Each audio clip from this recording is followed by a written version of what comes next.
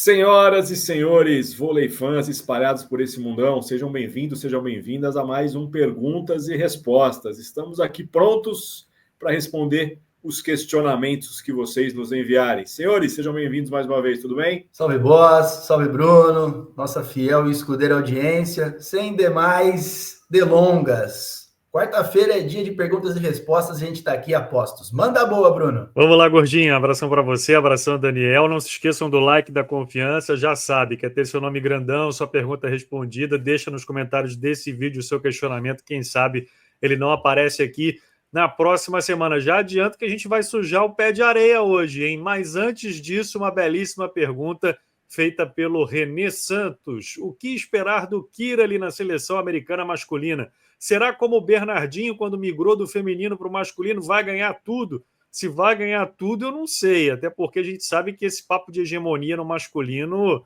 é um papo difícil, né? As coisas estão muito equilibradas, são várias seleções candidatas a título mundial, título olímpico, mas o que a gente vai dizer do Kiraly, né? O cara é o Pelé desse negócio chamado voleibol aí. Seleção americana, em que pese renovação, jogou muito bem a Olimpíada de Paris, acho que até acima do que eles esperavam, e vão jogar em casa a próxima edição dos Jogos Olímpicos, né? Então, olha, olho nessa seleção americana aí. Muita qualidade. E dá para dizer que mantemos o pé sujo de areia com o Kiraly também, né? Porque é um cara que papou tudo não só no indoor, como também nas canchas de areia. Cara, hegemonia não terá. Podemos falar aqui de boca cheia, certamente não vai ganhar tudo, mas que ele estará entre os protagonistas pelo trabalho que faz, pela comissão técnica organizada e competente que ele tem ao redor, e pelo material humano infindável, né, cara? A gente vê a estrutura do voleibol nos Estados Unidos e é de cair o queixo.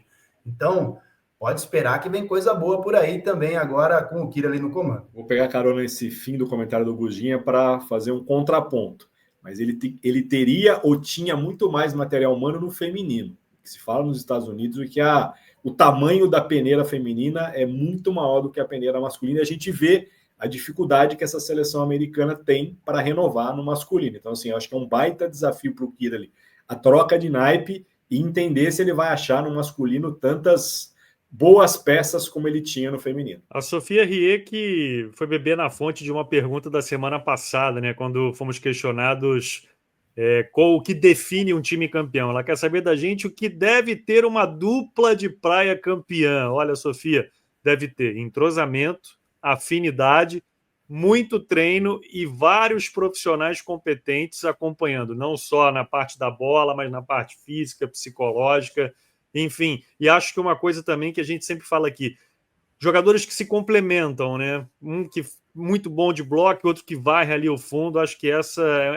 é um pouco da receita que pode fazer uma dupla campeã. E é incomparável o tamanho da dificuldade entre voleibol indoor e voleibol de areia, rapaziada. Não tem como comparar a jogabilidade, a dificuldade mental, porque não tem substituição. É você e o seu parceiro, você e sua parceira. O adversário pode passar o jogo todo sacando em apenas um atleta. Caso o atleta que faça o segundo toque ataque de segunda, ele pode atacar uma ou outra. Senão, ele vai passar o jogo todo servindo o seu parceiro em levantamentos. Esse lance da afinidade conta muito, tá, Bruno? Tem que ter uma parceria, tem que ter ali uma sinergia gigantesca. E olha, arrisco dizer também que no voleibol de praia atual tem que ter também um quê de inovação, viu? E vou falar uma coisa que eu acho que falta, tá? Paciência. Eu acho que as duplas hoje elas trocam muito rapidamente. Por mais que você tenha problemas, e tem mesmo, né? A questão da afinidade vale muito. Você já percebe logo no começo que não vai, às vezes, dar fruto aquela parceria. Eu acho que ainda se muda muito. Eu acho que se muda muito e se dá pouco tempo para entender se as coisas podem funcionar. Como a gente está começando um ciclo olímpico, a gente tem até de certa dificuldade para falar quem está jogando com quem quando se começa um ciclo. Eu acho que talvez dar um pouco mais de tempo ao tempo poderia dar uma certeza maior se essa dupla teria sucesso. Pegando carona, então, nesse comentário do Boss, Jefferson Ferreira, o que acham das novas duplas de vôlei de praia visando o ciclo Los Angeles 2028?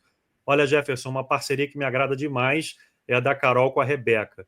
Acho que é aquele exemplo que eu acabei de citar, jogadores que se complementam muito bem. A Carol evoluiu demais no bloqueio, na parte ofensiva do jogo, e a Rebeca tem todas as características de uma grande jogadora, né? Ela consegue virar na força, consegue virar na habilidade e tem uma leitura no fundo da quadra muito boa. Estou apostando nessa parceria aí para render bons frutos. Falando das novas duplas, obviamente, né? Eu no masculino sigo com duplas já formadas desde o ciclo anterior. Para mim, Arthur Lance e Evandro, e Arthur Mariano e Adrielson serão as duplas no masculino que vão protagonizar aí, pelo menos neste ano. Vamos ver quem que pode surgir aí ainda em toda essa corrida olímpica. No naipe feminino, uma dupla que me agrada é a Vitória e a Tâmela. Começaram muito bem, com 2 etapas de circuito mundial protagonizando, e também tem tudo aí para colher bons frutos nessa caminhada. Eu vejo o feminino mais pronto para o ciclo, né? A gente aqui nem precisou citar a Duda e a Ana Patrícia, mas elas vão estar brigando exatamente com as 2 duplas que vocês citaram. Então, assim, acho que vai ser uma disputa muito boa entre 3 duplas, imaginando 2 vagas lá na frente em Los Angeles. E no masculino, um jogo completamente aberto.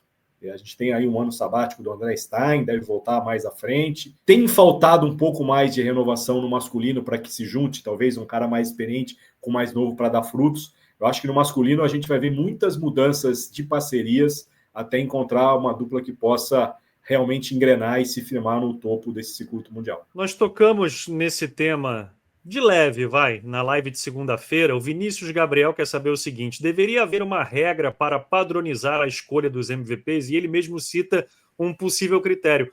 Um determinado número de jogos. Só poderia ser escolhido o melhor de uma competição, aquele atleta ou aquela atleta que disputasse um número mínimo de partidas. O que vocês acham aí da sugestão do Vinícius Gabriel? Porque fica aquela coisa, né? Quem é que votou? Foi escolha popular? Foi escolha da comissão técnica? Afinal, tem peso 2? Não tem? São várias dúvidas quando a gente fala de escolha de MVP, né? O bom senso é imprescindível em qualquer tipo de análise, né, rapaziada? Eu acho que esse número mínimo de jogos disputados, ele já acontece invariavelmente. Eu acho que tem que ser muito baseado em estatísticas, tá? E justifico. O lance do voto popular, hoje, tem um peso gigantesco com essa possibilidade de atletas serem mais midiáticos e, com isso, conquistarem maior número de votos, e o que nem sempre corresponde com a atuação propriamente dita. Então, eu gosto dessa linha dos números, das estatísticas. E vou além. Acredito que nem sempre o MVP de uma partida e de um campeonato está na equipe vencedora da partida ou do campeonato. Eu acho muito difícil ter uma regra para isso, tá? Sendo muito honesto. Até porque você pode olhar o número, você pode, às vezes, pedir para alguém escolher, essa pessoa não está acompanhando tão bem, e aí você não sabe se outras estão nessa mesma linha. Então, hoje já ficaria satisfeito se eu soubesse como foi feita a escolha. Acho que já seria um ponto, até para a gente, às vezes, carregar mais ou menos nas tintas quando a gente pega uma seleção ou um MVP que não tem nada a ver com o que se viu durante toda a competição. Mas acho que é impossível ter uma regra única para se escolher MVP de competições. Para a gente fechar, a pergunta do Nelson Torres: qual a expectativa de vocês para as seleções brasileiras? O que estão achando das convocações? Olha, Nelson, eu não vou citar nomes aqui porque, como a gente grava essa edição, quando for para o ar já podem ter outros nomes convocados. De maneira geral, os nomes me agradam, tá? E a expectativa, se a gente olhar para o caminho da seleção brasileira masculina no Campeonato Mundial, é um caminho que nos dá esperança de uma boa campanha. Então, acho que os amigos vão me acompanhar nessa. A nossa expectativa aqui é sempre otimista, né? A gente sempre espera bons resultados, bons desempenhos, e até agora os nomes nas convocações me agradam. Estou contigo, Bruno, com certeza. Sempre otimista, sempre torcendo para o melhor pela seleção, tanto masculina quanto feminina. A gente sabe que o trabalho é bem feito, a gente sabe da dedicação de todos os envolvidos. Sinto um quê de resgate desse lance de querer realmente estar na seleção. A expectativa é, sim, de uma renovação, principalmente no naipe masculino, mas podemos ser surpreendidos ainda com algum nome que talvez não estivesse mais nos planos, até mesmo de atletas que disseram que de repente não, mas com essa condição de um calendário alterado, pode ser que surjam ainda ali aquele último respiro, aquele The Last Dance, mas a expectativa por aqui será sempre lá na lua, sempre torcendo para o melhor. E acho que a gente só vai poder tecer críticas ou mais elogios quando a gente ouvir dos treinadores o porquê A e B foram e C e D não foram. E vou pegar um exemplo que acabou de sair nessa terça-feira, a convocação da Itália. É uma convocação da Itália que surpreende pela ausência de alguns nomes, e aí o Júlio Velasco explica. Essa e aquela não quiseram vir, essa eu não escolhi. Então, assim, aí sim a gente vai poder ter uma noção exata dos planos. Queria resgatar mais experientes, não resgatou porque eles não quiseram.